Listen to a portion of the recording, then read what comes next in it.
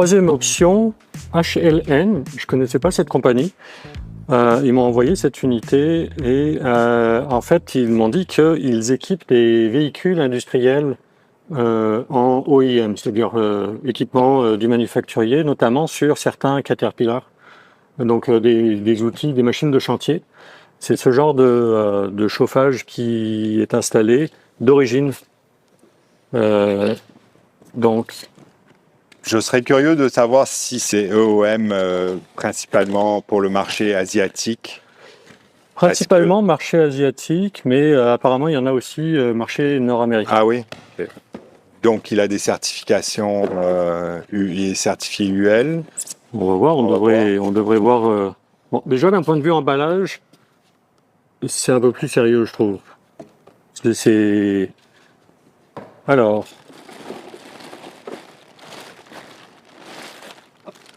Le sempiternel manuel qu'on ne regarde pas. Mais qu'on devrait. Tout ça, c'est de l'quincaillerie pour un autre manuel, tant qu'à faire. Et donc ça, c'est le Aeroline 2000 et Aeroline 4000. Ça, il vient en français et en anglais. Donc quincaillerie pour tout attacher. Ensuite, hop là, on a un faisceau électrique et déjà j'aime ça. Le faisceau électrique, il est gainé. Une attention de qualité sur... parce que ça, c'est des faisceaux qui vont se retrouver à l'extérieur du véhicule. Oui. Hein, que ce soit pour la pompe à carburant, va être à l'extérieur. La prise 12 volts aussi. Donc le fait que... on en a assez long. Alors, le fait que les faisceaux soient gainés, je trouve que ça, c'est un plus. Alors, encore un autre faisceau. Ah non, c'est pas un faisceau. C'est le tuyau de carburant qui vient lui-même avec une pompe, même principe, et plus lourde. Donc, le tuyau de carburant et sa propre gaine. Ouais. Ça aussi, c'est un peu plus dans les règles de l'art. Exactement, je regarde le tuyau. Le tuyau m'a l'air plus digne de confiance que les tuyaux, c'est du tube en nylon. C'est beaucoup plus résistant aux différents mélanges de carburant, là, l'éthanol en particulier, qui dégrade les tuyaux en caoutchouc, comme on a vu dans les deux machines précédentes. La pompe à carburant, elle a des embouts de protection. Donc, ça vous garantit qu'il n'y aura pas de débris à l'intérieur. Pensez à les enlever avant de mettre le tuyau, bien entendu.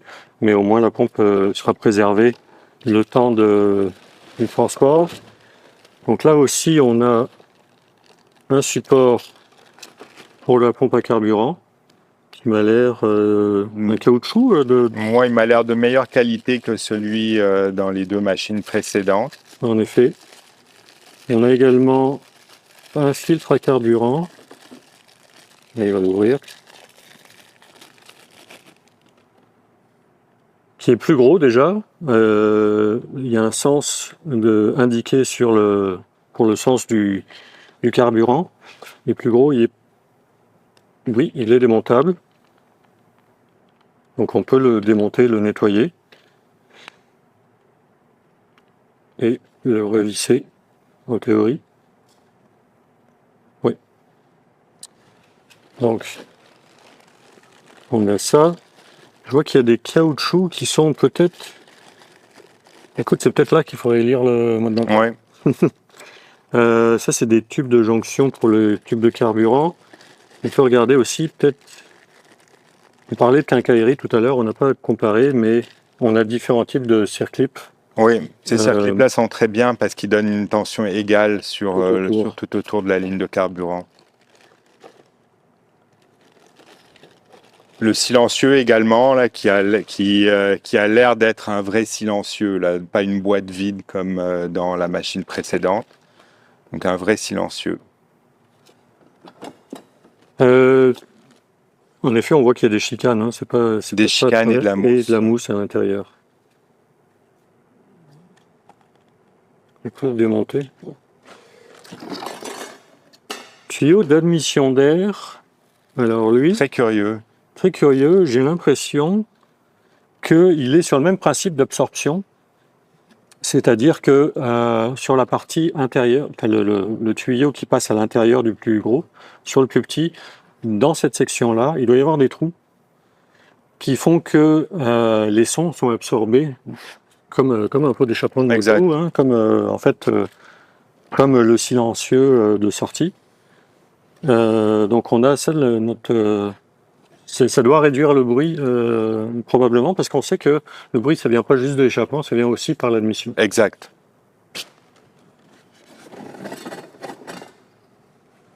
Sortie des gaz brûlés avec le même principe, plutôt que l'autre silencieux qu'on avait. Ben, là, c'est beaucoup plus long. On a aussi beaucoup plus de longueur de tuyau. Exact. Avec une conception qui est différente. Hein, mais on a quand même... Donc le tuyau se rapproche un petit peu de ce qu'on va voir avec des marques comme Espar ou Webasto, à l'exception de cette partie-là. Cette partie-là. Et cette partie-là me rappelle un peu les échappements marines de Webasto.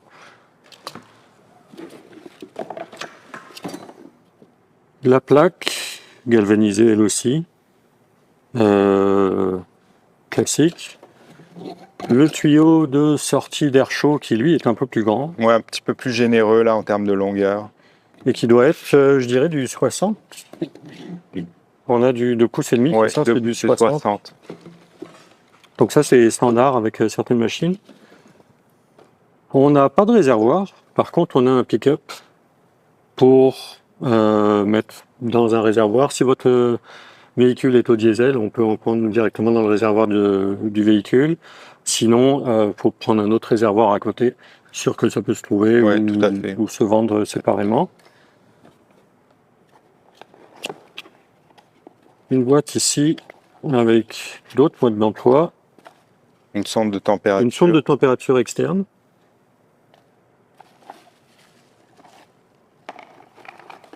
Et un contrôleur avec une nappe plate. Contrôleur qui est très petit, très discret. Au toucher, dis-moi ce que tu en penses, mais je trouve ça d'un niveau quand même supérieur à... En termes de qualité, on est vraiment au-dessus des 2 premières machines qu'on a vues. La conception du contrôleur me rappelle beaucoup les contrôleurs Easy Start de Espar. Ouais, on a un contrôleur qui tourne avec 2 boutons, donc certainement qu'il y a des menus et on peut cliquer sur le bouton du milieu. Le montage aussi est très similaire au contrôleur des Espar. Montage, c'est une plaque qui vient se mettre derrière avec juste un trou, une vis et un trou pour passer le câble. Honnêtement, quand on a ça dans notre van, ça jure pas.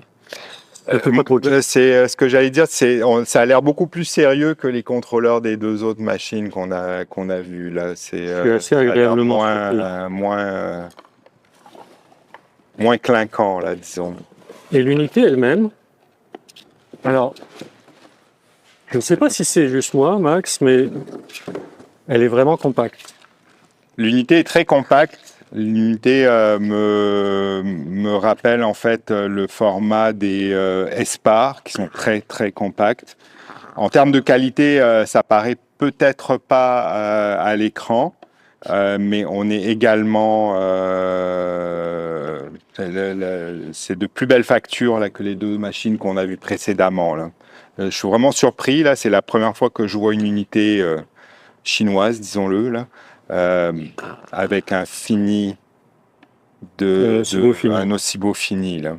Et je te dirais que là, la longueur du casting, on pourra les comparer tout à l'heure. On les met tous après sur la table, on comparera tous les. Mais oui, je suis vraiment surpris. Je suis surpris là en fait le capot a 2 clips.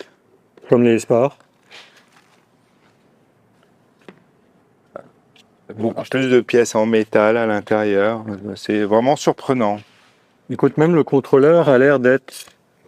le capot est en métal et peut-être même étanche. On voit aucun électronique apparent. Il est vraiment scellé. Et on voit qu'il y a une sonde de température au niveau de l'admission d'air. En effet. Chose qui manque dans les deux autres. Le reste, même principe. On a les mêmes. Je suis sûr que tous les gabarits sont les mêmes. Hein. Ouais. Oui, les gabarits sont tous les mêmes entre Espar. Ces plaques de montage sont interchangeables entre Espar et Webasto et les marques asiatiques. En parlant des plaques de montage, Max, ici chez Boreal, vous fabriquez des plaques custom? Exact, c'est des plaques qu'un de nos fournisseurs fabrique pour nous. C'est des plaques de montage en acier inoxydable. Le gauge, comme tu peux le voir, on le voit peut-être pas à l'écran, mais le gauge est quand même plus généreux que toutes les plaques de montage qu'on a vues. Et c'est surtout une plaque qui simplifie le montage dans le sens où on a juste à faire un trou à l'endroit où on veut monter la machine avec une scie à cloche de 4 pouces et demi et préparer tout le montage d'avance sur un autre établi pour ensuite l'installer dans le trou qu'on vient de faire. Et le gros avantage, en fait, c'est cette espèce de petite jupette qui va venir sceller, parce que souvent les véhicules ont un double fond, double paroi. Plus le plancher que vous avez rajouté. Exact. Donc ça vient protéger le plancher, souvent le plancher en bois, la mousse d'isolation, et ensuite l'espace entre les deux tôles de métal, et ça vient empêcher que le sel routier rentre entre les deux épaisseurs de métal sous le véhicule et le fasse rouiller. On mettra un lien, c'est disponible dans leur boutique.